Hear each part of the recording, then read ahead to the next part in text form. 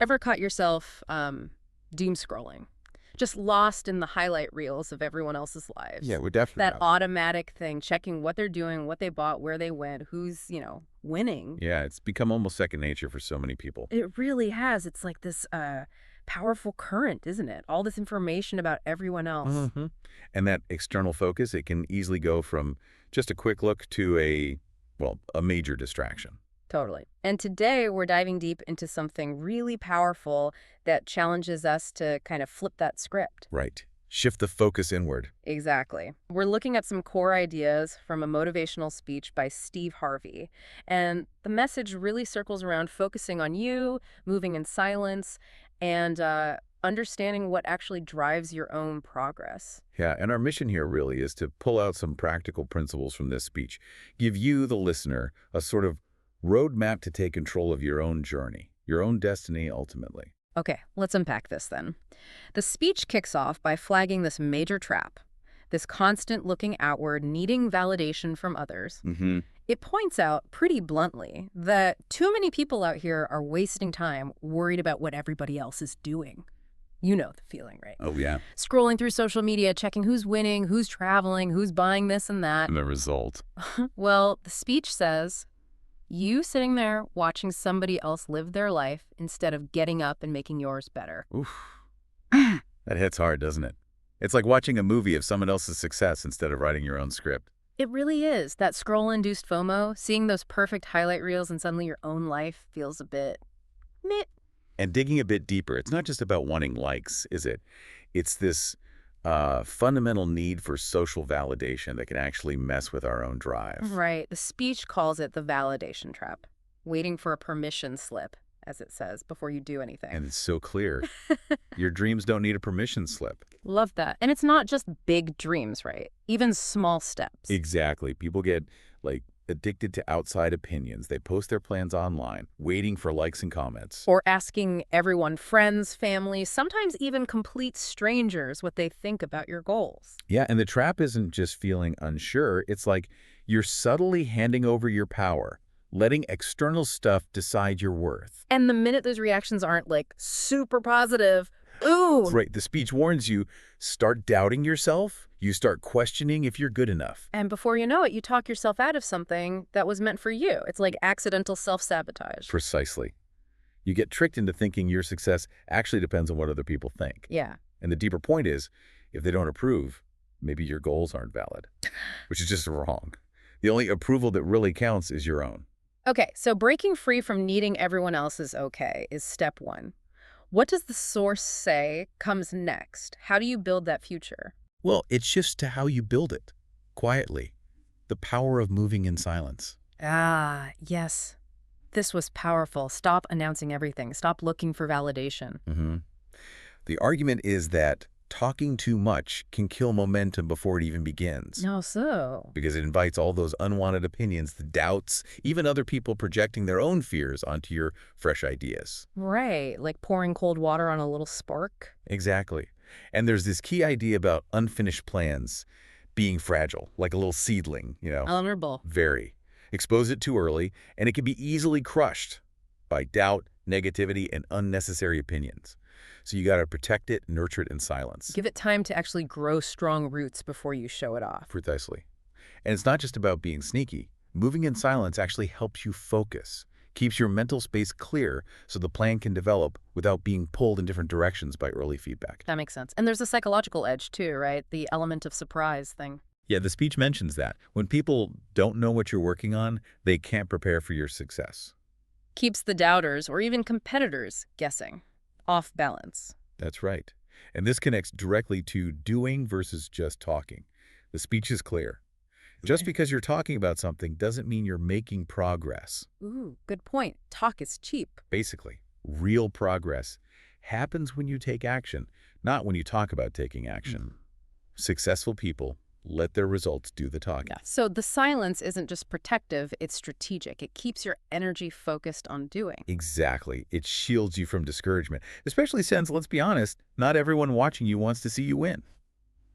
Silence takes away their power. Okay, so moving on from needing validation and announcing everything, what about just looking at others? the comparison trap. Ah, yes, that's another big one. It's not just their opinions, but their apparent success that can trick you up. Yeah, this speech calls comparison dangerous because it makes you question yourself for no reason. You could Yeah. be doing great, then you see someone's post and suddenly... You feel like you're falling behind, hmm even though it's totally illogical. And Harvey points out the core problem.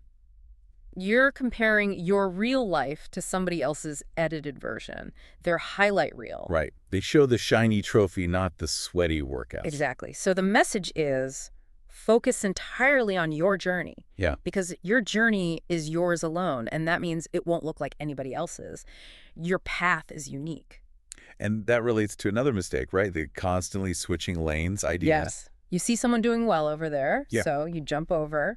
Then another trend pops up, you jump again. Chasing shiny objects. Pretty much. And the speech says, when you're always changing lanes, you never build momentum, you never stay in one place long enough to master it. You never get traction on your own thing. Exactly, you dilute your focus. So, zooming out a bit, looking at self-fulfillment. Consistency comes up big time. Success comes from consistency, the speech emphasizes. Staying committed to your own path, even when it looks like other people are ahead. Run your own race. Basically. When you stop obsessing over what others are doing, you stop wasting energy on things that don't matter. And you start chasing what matters to you. Right, and learning to actually, enjoy the process. Realizing success isn't just the end goal, it's about who you become in the process, that growth piece. Okay, this is all great for managing our internal state. But what about the external noise? The doubters. They're always out there. Yep, unavoidable. And the speech acknowledges that.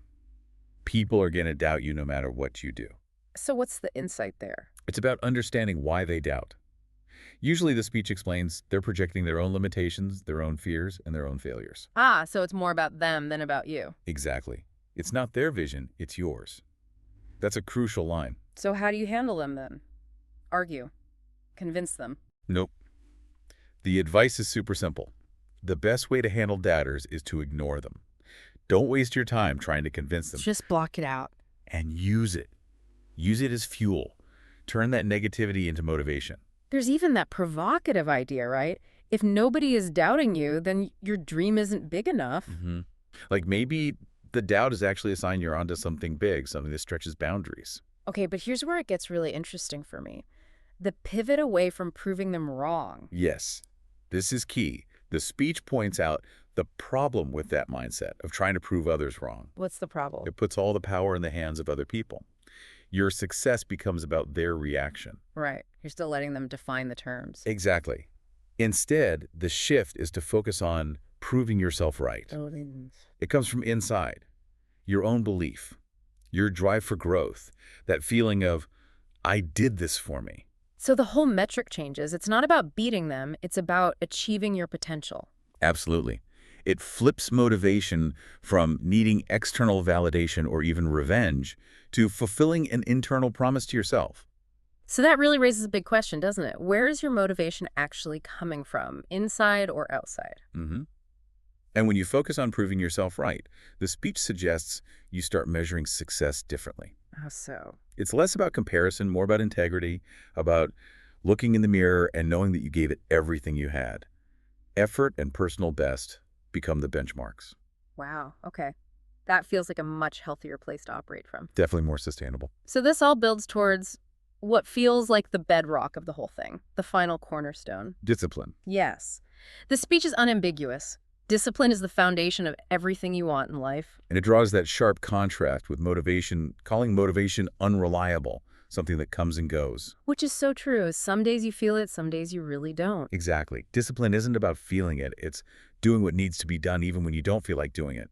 It's about habit, not mood. Yeah, the unsexy but essential stuff. And it tackles that common idea that discipline is like hard or restrictive. Right, like it makes life tougher. The speech argues the opposite. Discipline actually makes life easier. It removes the stress, gives you confidence, peace of mind. How does it make life easier? That seems counterintuitive. Because when you're disciplined, you're in control. You make the choices ahead of time, you build systems, you don't rely on willpower in the moment.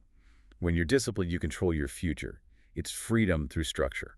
Okay, I can see that. Freedom from indecision, freedom from being ruled by fleeting feelings. Exactly. So practically, how does one build this magical discipline? Is it about massive willpower? Not according to this. It's about small, consistent actions, not huge drastic changes overnight. Start small. Yeah. Starting with one simple commitment and sticking to it. Wake up 15 minutes earlier, read 5 pages, do 10 push-ups, whatever it is. The consistency is the key. That repetition builds the muscle. And if you tie this back To everything else. yeah. Overcoming procrastination, ignoring distractions, staying focused when you don't feel like it, that all comes from discipline.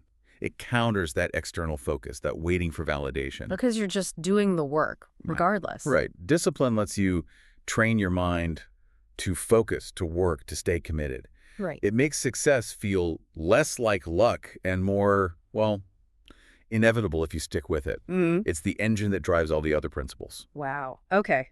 What an incredible deep dive this has been. Just weaving through these ideas, getting away from needing outside approval, finding the strength in moving silently, staying laser focused on your own path, dealing with doubters by focusing inward, and underpinning it all with discipline. Yeah, the insights from Harvey's speech here are just really practical, but also quite profound when you put them together. They really are empowering. So maybe a final thought for everyone listening. Go for it. Consider this.